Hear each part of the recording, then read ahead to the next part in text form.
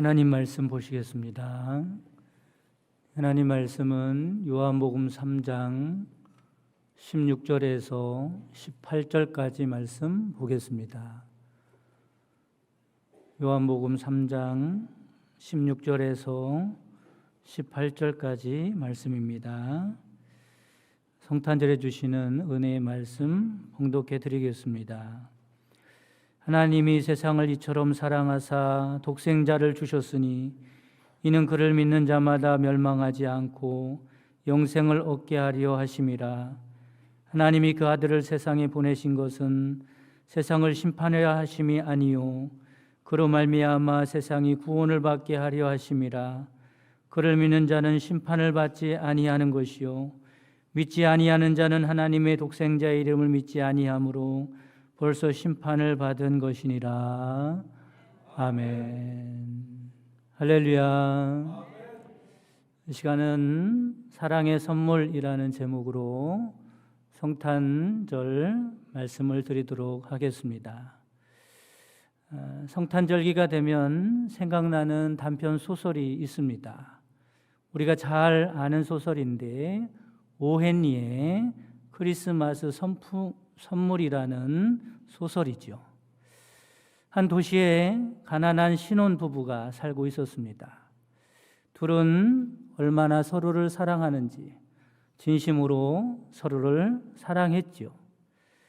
크리스마스가 다가오자 두 사람은 서로에게 자신의 사랑이 가득 담긴 선물을 주고 싶었습니다. 그런데 문제는 선물을 살 만한 돈이 없다는 것입니다. 남편은 아내가 그렇게도 소중히 아끼고 아름다운 머리에 장식할 머리핀을 선물하고 싶었고, 아내는 남편이 귀하게 여기는 시계가 있는데 그 시계를 장식할 시계줄을 선물로 주고 싶었습니다. 그런데 그걸 살 만한 돈이 없는 거예요. 어떻게 할까 고민 끝에 남편은 자기가 가지고 있는 것 중에 가장 귀하게 여기는 시계를 팔아서 아내에게 줄 머리핀을 샀습니다. 아내는 가장 소중하게 여기는 아름다운 머리카락을 잘라서 남편에게 줄 시계줄을 사게 되지요. 남편은 아내에게 줄 머리핀을 사서 그 머리핀을 받고 기뻐할 아내를 생각하면서 아내에게 와서 머리핀을 꽂아주려고 하는 순간 머리카락이 짧게 잘린 것을 발견하고 깜짝 놀라게 됩니다. 아내는 남편의 시계줄을 달아주려고 보니까 시계가 없어진 것을 알고 깜짝 놀라게 되지요. 결국 이들이 준비한 선물은 쓸모가 없게 되었습니다. 그러나 서로의 사랑하는 마음을 확인하게 되었고 두 사람은 서로 포옹을 하면서 뜨거운 행복의 눈물을 흘렸다는 이야기입니다.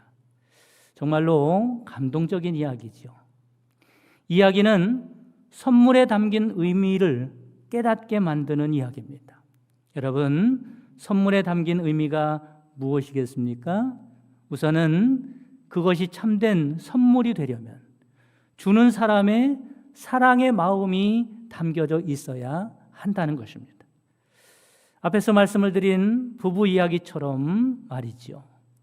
자기가 가장 아끼고 좋아하는 것을 팔아서 상대방을 위하여 선물을 사는 것을 보면 그 선물이야말로 진정한 선물이라고 할 수 있습니다. 이처럼 선물의 진정한 가치는 물건 자체에 있는 것이 아니라 그 물건에 담긴 마음에 있는 거죠. 그 선물에 담긴 사랑의 마음이 크면 클수록 그 선물의 가치는 올라가는 것입니다. 여러분 어떻습니까? 여러분도 이런 사랑이 듬뿍 담긴 선물을 받고 싶지 않습니까? 크리스마스 선물에 등장하는 부부가 부럽지 않습니까? 나도 이런 감동적인 선물을 받았으면 좋겠다, 이런 생각을 하실 겁니다. 그러나 여러분, 부러워하지 마시기 바랍니다.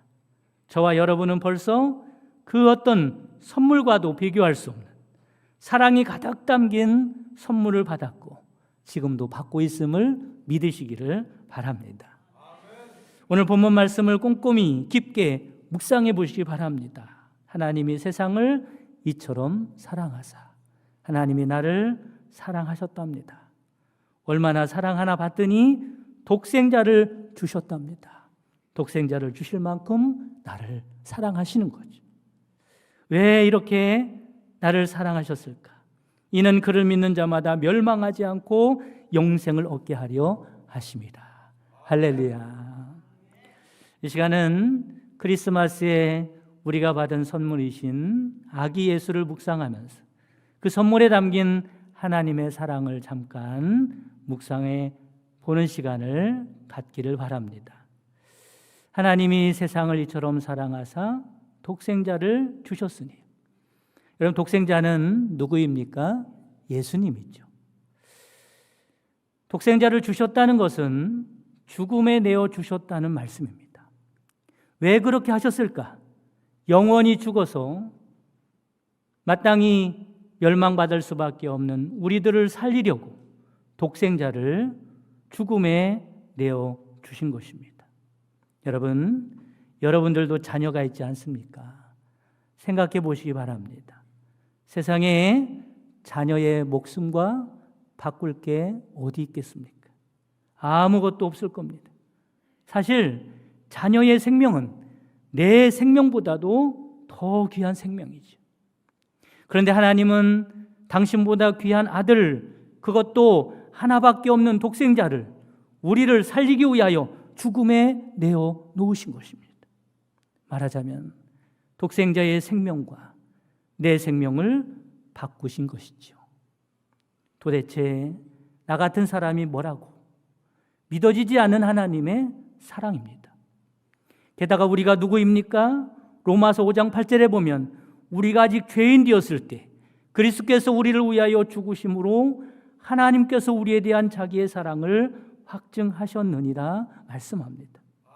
사실 우리는 하나님께 사랑받을 만한 존재가 전혀 못 됩니다. 오히려 우리는 원래 죄인이기 때문에 하나님의 진노의 대상입니다. 우리가 아직 죄인 되었을 때라고 말씀합니다. 그런데 이런 죄인인 나를, 하나님께 어디 한 구석 사랑받을 만한 곳이 없는 것 같은 나를 구원하시기 위하여 독생자를 죽음에 내어 놓으셨단 말입니까? 이게 웬 은혜입니까? 이게 웬 사랑입니까?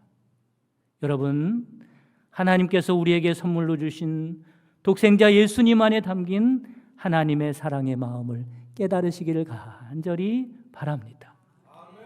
물론 이 사랑은 우리의 작은 가슴으로는 받아들이기 어려운, 이해할 수 없는 사랑임에 분명합니다.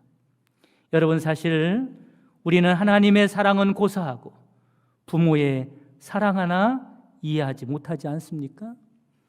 참으로 신비하고 이상한 일입니다. 자신도 부모이면서 저와 여러분도 부모 아닙니까? 그러면서 나의 부모의 사랑은 이해하지 못하니 얼마나 이상한 일입니까? 하물며 부모의 사랑도 이해 못하면서 어떻게 우리를 향하신 하나님의 사랑을 이해할 수 있단 말입니까? 강에서만 고기를 잡던 어부가 한 번은 망망대해에 바다로 나가서 고기를 잡게 되었습니다. 늘 강에서 하던 대로 물길의 깊이를 알아보기 위해서 긴 줄에 무거운 추를 달아서 내리기 시작하죠. 얼마나 깊을까? 그런데 아무리 추를 내려도 끝이 없는 겁니다.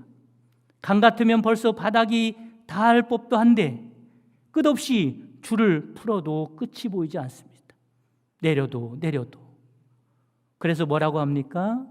깊고도 깊도다. 깊고도 깊어서 측량할 길이 없도다. 바로 이게 하나님의 사랑입니다. 하나님의 사랑은 도저히 우리의 작은 가슴으로는 그 깊이를 헤아릴 수 없습니다. 제가 목회를 하다 보면 분에 넘치게도 성도님들에게 선물을 받을 때가 있어요. 그런데 때로는 선물과 함께 카드가 함께 오는 경우가 있습니다. 선물도 감사하지만 그 카드를 꺼내서 읽어보면 가슴이 뭉클할 때가 많아요. 시간이 지나면 선물의 내용은 잊혀집니다. 그러나 마음을 뭉클하게 했던 그 카드에 담긴 사연은 잊혀지지가 않습니다.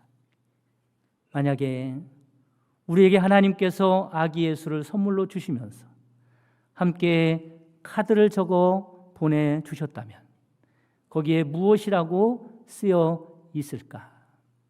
어떤 가슴 뭉클한 내용이 거기에 담겨 있을까?